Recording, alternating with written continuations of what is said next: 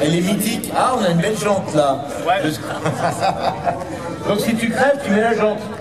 Et t'as pas le Ah d'accord. Tiens, je te donne le... Ouais, merci. Alors avant de parler du modèle qui est ici, on va parler de ce modèle qui est quand même mythique.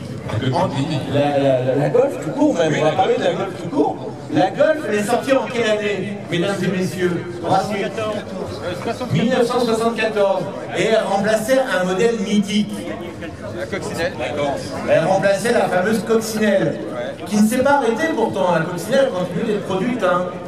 Mais c'était pas évident parce que la coccinelle fabriquée avant la guerre, pour ceux qui se rappellent, c'était un modèle mythique, ça reste un modèle mythique la coccinelle. Donc succéder à la coccinelle, qui avait un moteur arrière, qui avait un moteur à plat, à refroidissement à air, et de passer à autre chose de complètement différent, c'est-à-dire une traction avant avec un moteur refroidissement liquide.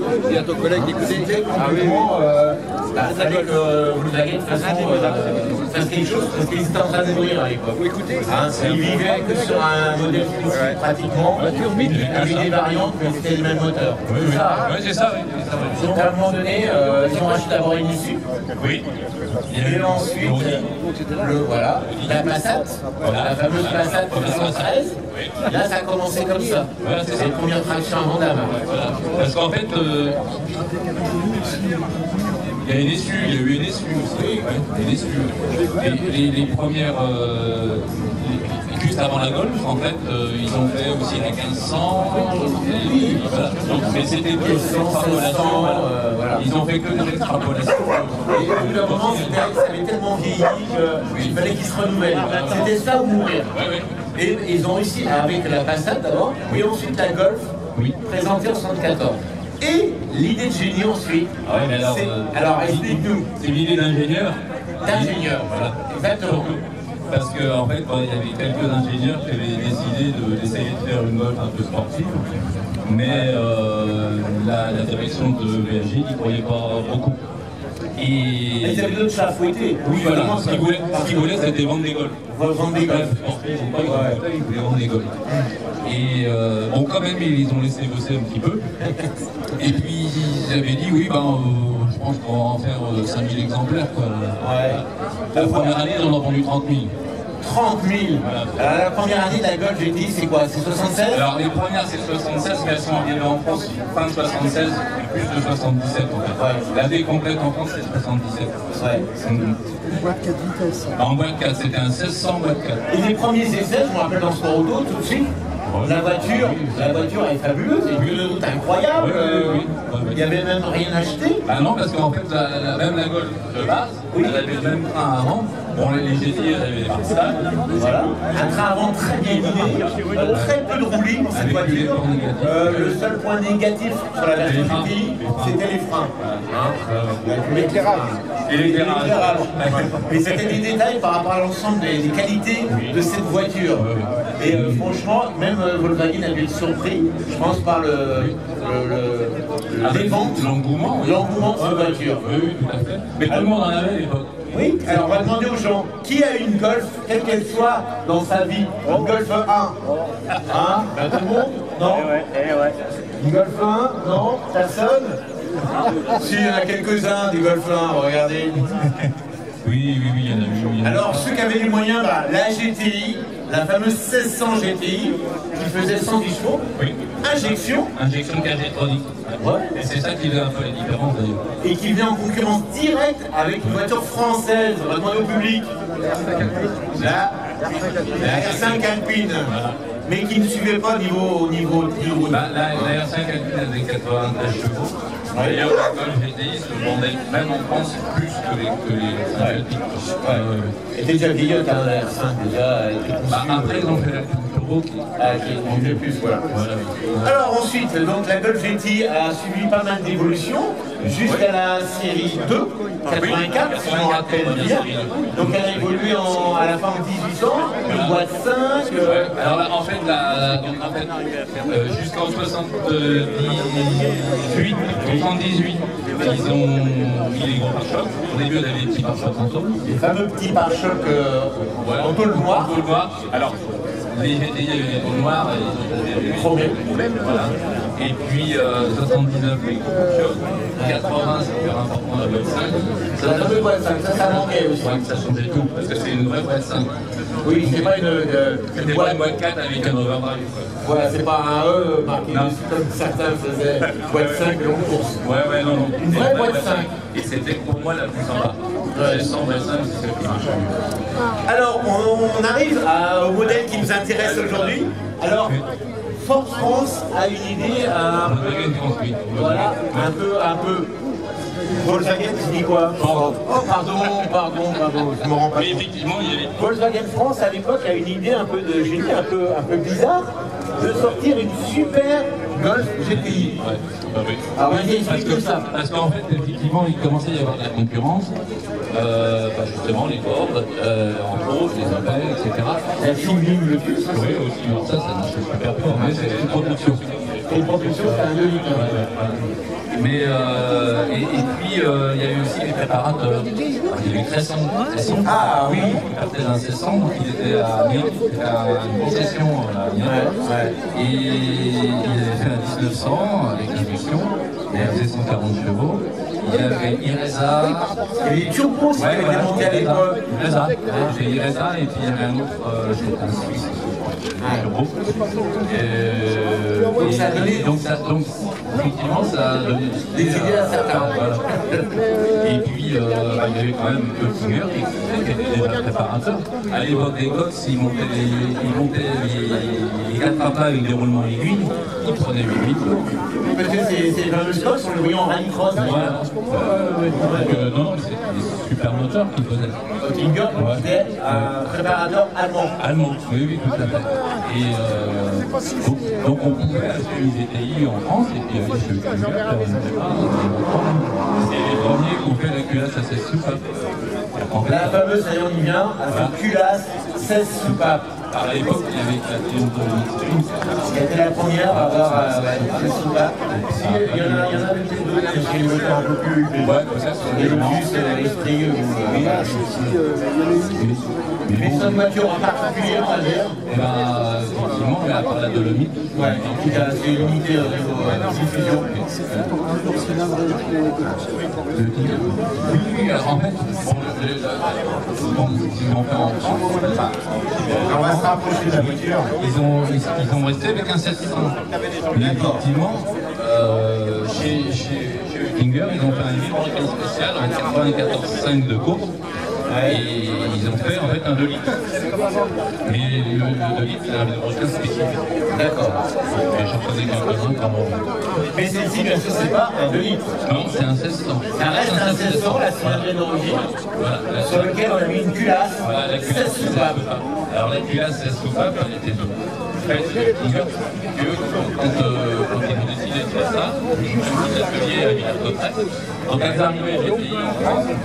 D'origine, elles arrivaient. Voilà. Il est renvoyé chez Oettinger qui faisait la préparation moteur. Alors après, à Villers-Cotterêts. Donc là, il est venu. Oui, voilà. Et puis en fait, donc ils montaient le kit d'expansion là. Voilà, le fameux kit qu'on voit ici. Voilà. Ça c'est un kit BBS. On va faire le tour de la voiture.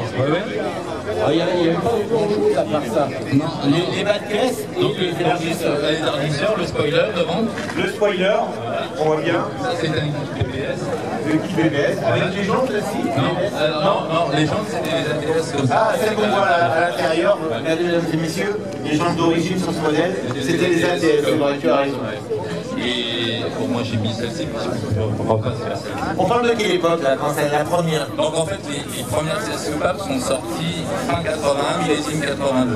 Bon c'est là les juin 82. D'accord. Ils en ont fait entre 82 et 83, il y en a eu un petit peu plus de 1200 de fabriqués, c'est tout. Ah, je crois que c'était 1000 moi, au départ c'était 1000 mais ils en ont pas. Voilà. Ouais, 1200. Donc il y en a eu que 1200. C'est pas trop, hein, mais... Alors ces voitures qui étaient un peu particulières, qui étaient vendues que dans le réseau Volkswagen France. Oui, ça. Avec une carte grise spécifique, un type 1000 spécifique. Il y a en fait une 1600, c'est une 17 G2, une 1800, c'est une 17 DX2, et ça, c'est une 17 Eco. Elles sont toutes numérotées quelque part. Oui, tout à fait, avec les cartes grises, etc. Donc, le 1200. On pourrait peut-être... Celle-ci, elle porte quel numéro? Je ne sais pas trop parce qu'elles n'ont pas de numéro, mais j'ai une culasse numéro T45. Après les culasses, elles ont pu changer, hein, mais, parce qu'il y a eu pas mal de problèmes de culasses. Alors cette voiture avec cette culasse, on en tirait combien de chevaux par rapport à la version d'origine, qui je rappelle faisait 110 chevaux. Voilà. Une GTI d'origine c'était 110, celle-ci faisait 136. On gagnait quand même presque 25 chevaux. Voilà, parce qu'en fait, on gagnait 25% à l'admission et 50% à l'échappement. D'accord. Et en fait, même avec ça, d'ailleurs, elle consommait moins que je dis. C'est vrai, ça consommait moins. Et souvent, quand on dit puissance, on dit consommation supplémentaire. Elle avait un super rendement ce moteur-là. Incroyable. D'accord. Alors justement, comme c'est le cœur de la voiture, on va admirer ce moteur. Je ne sais pas si on voit quelque chose par rapport à un moteur d'origine. Il n'y a rien à voir. Il n'y a rien à voir. Mesdames et messieurs, on va ouvrir un capot sur lesquels il n'y a rien à voir. Là, il y avait aussi les longues portées qui étaient livrées. Ah oui, alors, en fait, c'est pareil à Villers-Cotterêts. Ils montaient des phares, c'était des cibiers. Des cibiers. Et en fait, c'était pas monté dans le réseau Volkswagen. C'est ça qu'ils sont vendus. Chez Volkswagen, on faisait des 44 phares, c'était des LR. Voilà, je me rappelle que la plupart mettaient ça à calandre, et puis à l'arrière, la petite plaque GTI s'éclairait. Voilà. Donc on voit bien quand même, c'est marqué dessus, on peut pas se tromper. Mais une GTI standard, alors c'était la même injection à la base. Ouais. Mais le moteur distributeur était un petit peu différent. Ouais. Et puis, par contre, l'admission et l'échappement sur une 1600 se font à l'arrière. Voilà. Oui. L'admission d'un côté au-dessus et l'échappement en dessous. Ouais, du même côté. Voilà, parce qu'en fait, c'était des soupapes en ligne. Ok. Des soupapes étaient en ligne. Alors que là, Là, il y a l'admission d'un côté, donc il y a 8 soupapes dans un sens et puis 8 soupapes à l'arrière. voilà. La compagnie de distribution entraîne donc l'arbre à cam d'admission. Et l'arbre à cam d'échappement, il est entraîné avec un pignon. D'accord. Donc en fait, il tourne à l'envers par rapport à l'autre. Ah bah oui, du coup. Bah oui, pignon. Ah oui. Et quand BAG France a commencé à faire sur ces soupapes, La Golf 2. voilà, ils sont un peu inspirés de ça, sauf qu'eux, ils ont mis une chaîne où ils l'ont fait tourner. Ah, d'accord. Mais de toute façon, la première culasse c'est soupapes est faite par l'auditeur et ils sont fait tester. La barre anti-roulis, c'est un rajout de ta part. D'accord. Par contre, en bas, c'est pareil, ils mettaient une barre inférieure au bout des longements. D'accord. Parce que ça avait tendance, quand vous roulez un peu fort, à s'ouvrir un peu. Ouais, le train avant a tendance à s'ouvrir. Parce qu'il n'y a pas de perso. Sinon, le train avant, tout ce qui est train roulant, restait d'origine. Oui, Toujours les freins à tambour à l'arrière. Et oui, aussi. Ah oui. Alors par contre, ils changeaient le liquide de frein, ils mettaient des plaquettes plus amples. Ouais. Chez BAG, et puis accessoirement, ils la vendaient moitié plus cher. Alors aujourd'hui, on sait qu'une Golf GTI dite normale, ça vaut déjà très cher. Alors, on a un ami là, qui en a une, voilà, il y a un point, qui a une des premières, on a deux. Ça vaut combien une Golf GTI normale? Aujourd'hui, à peu près une fourchette. Il est bon état, bien sûr. En bon état. En bon état, il faut compter 20 000 euros. Voilà, à 20 000 euros. C'est pour donner une fourchette. Alors, une version comme ça, une 16 soupapes Haute-Enguerre, ça vaut combien aujourd'hui? Ça vaut Il y en a une qui s'est vendue il y a je crois savoir à Lyon, 52 000 euros. Ça veut dire 50 000. Voilà. Aujourd'hui, ce genre de voiture, je parle de 16 soupapes, ça vaut 50 000 euros. Il faut déjà en trouver. Oui. Vous faites des petites annonces, vous n'allez pas en trouver comme ça du jour au lendemain. C'est plutôt le bouche à oreille. Il y en a beaucoup, c'est déjà beaucoup. Ouais. Et après, il faut se méfier des fausses. Les répliques ont été faites. Et il faut bien regarder les plaques, bien sûr. C'est même un moteur, moi j'en ai vu un avant mon frère, c'était 10 000 euros. 10 000 euros un moteur, déjà. Bon. Et la culasse valait encore plus. D'accord. Alors les problèmes de culasse, c'était parce qu'en fait... les problèmes de culasse. Oettinger a fait sous-traiter les culasses parce que vraiment il envoyait du gouffre. Bah bien sûr, il ne pouvait pas en fournir. Non, voilà. Et en fait, il y a les passages d'eau, maintenant je l'ai fait, c'est le poli et les conduits. Les contacts dans les conduits, c'est super fin. Donc les passages d'eau sont très près de la définition. Oui. Donc la paroi était très étroite. Ouais. Et en fait, il y a de l'humidité qui passe dans le puits numéro. D'accord. Effectivement, après, moi Moi j'avais le problème d'ailleurs quand j'ai mis un... Et donc la solution, c'est de... Après, alors, en fait, soit les gens mettaient un tube à la place, enfin, ils mettaient un tube à l'intérieur, ou alors moi ce que j'ai fait, j'ai juste mis un produit spécifique. Et ça suffit. Ça suffit, oui. D'accord, plus de problème. Il y a eu très très peu, hein. Mais à la longue, effectivement, comme en plus depuis une bougie un peu blanche, ça fait Alors celle-ci, elle est magnifique, on dirait qu'elle est neuve. Quand on la regarde, on va regarder l'intérieur d'ailleurs avec le public. Regardez l'intérieur de cette voiture. Donc c'est son intérieur d'origine, bien sûr. Oui, oui, oui. Ah, je peux monter à l'intérieur. Oui, vas-y, vas-y. On retrouve les caractéristiques des Golf dites normales. Le fameux volant qui était à l'époque. Hein, il y avait un sigle. Voilà, juste le sigle. Et c'est le volant d'origine qu'on trouvait sur les autres GTI à l'époque. Par contre, il y avait un compteur contour spécifique, qui était siglé Oettinger. Alors le compteur un peu optimiste, et puis surtout le on voit bien, c'est bien précisé Oettinger. Voilà, voilà. Et le contour, donc il n'y a pas de zone rouge, il s'arrête à 8000 tours. C'est vrai que c'est étonnant, il n'y a pas de zone rouge sur le contour. Et j'ai un copain qu'on avait acheté une à l'époque, neuve, il mettait le contour dans la source à essence. Donc ça prenait 9000 tours. C'est un peu comme les Honda. Les manos sont spécifiques. Alors il y en a un qui sigle Oettinger aussi. Oui. Alors il y en a qui ont eu deux siglés Oettinger, et on rajoutait le troisième pour boucher le trou, on va dire. Ah, il y avait un trou donc. Non, mais en fait ils étaient en bas. Ah oui, ils étaient en bas, c'est vrai. Voilà. Donc ici, c'est l'emplacement de l'autoradio. Voilà, mais je préfère la musique du moteur. C'est vrai que oui, c'est vrai. Mais sinon, ça reste d'origine. Oui, oui. Hein, la voiture a combien de kilomètres?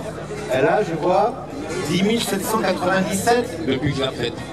J'ai vu que tu l'as refait. J'ai mis le compteur à zéro. Sinon, elle avait 140 000 quand je l'ai eu. Et quand je l'ai récupéré, moi j'avais les jeux de coussinet latéral au vilebrequin qui étaient au fond du carburant. Et le vilebrequin, il avait 4 mm de jeu. Ok. Mais elle marchait. Elle marchait. Elle est relative. Alors, tu connais son historique de cette voiture? J'ai le nom de la propriétaire précédente. Bon, quand je l'ai refaite, moi j'ai enlevé 25 kg de câbles pour enlever toutes les alarmes. Et puis elle avait les trous sous les foyers de porte parce qu'elle avait dû être volée une fois au moins. Mais autrement, non, je n'ai pas tout visité. Je vois qu'il y a des glaces électriques, c'est d'origine? C'était une option. Alors, c'était même pas une option, ça avait été rajouté à l'époque et je l'ai laissé. D'accord. Donc c'était une option. Il y avait d'autres options? Non, ça a été rajouté après. Ça a été rajouté, c'est pas une option là. Non, ça a été remis après. Bon, moi je l'ai laissé, chacun un vaisseau complet, voilà, j'ai laissé les vitres. Par contre, l'option c'était le toit ouvrant qui est là-bas et les vitres teintées. Et les vitres teintées. Ouais, à l'époque, il n'y avait pas orange. Voilà. Et effectivement, ça se vendait bien, mais tout ça du trop mal. Par contre, là c'est pareil, elle avait que deux couleurs. Donc cette couleur-là qui était vraiment spécifique à la. C'est quoi comme couleur? On peut définir comment? En fait, c'est on va dire trafic, parce que c'est pas un noir en fait. C'est pas un noir. En plus, il y a plein de nuances, c'est en langage de marron gris. Ouais, c'est ça, quand t'es au soleil, t'es un peu marron. Métal, qui est très très beau. Et en fait, quand on en garde deux ou trois l'une à côté de l'autre, il n'y en a pas de la même couleur. Il y a plein de nuances. Il y avait des blanches aussi. Ah ouais, il y a eu la blanche, mais la blanche, c'était une GTI blanche. Oui. Alors que le Tiger, cette couleur-là était spécifique. Et si après, quand ils ont sorti la Golf 2 CSS Match, tel qu'avait le compteur digital, c'était cette teinte-là. C'est le LP9V. Ouais. Par contre, les intérieurs étaient toutes identiques. Oui, c'était en plus c'était ces sièges-là parce que il y a eu ce dégradé de couleurs. Voilà. Et il y a eu des grilles aussi, mais pas dans les Oettinger. Les Oettinger ont tous des sièges comme ça. Voilà. Et c'est vrai que c'est une Oettinger, on n'en voit pas tous les jours dans les manifestations. Et donc, on était content de présenter cette voiture-là aujourd'hui avec vous, avec le propriétaire qui connaît son, son sujet. Et je sais que le club est très actif. On peut parler du club, le club national. Oui, bien sûr, le club GTI série 1. Voilà. Il ne rassemble que les Golf GTI série 1. Voilà. Même pas les Sirocco, non. Il y a un club Sirocco aussi. Voilà. Pas les cabriolets Gély non plus. Non, c'est vraiment que la Golf série 1 GTI et bien sûr les dérivés Oettinger. Voilà.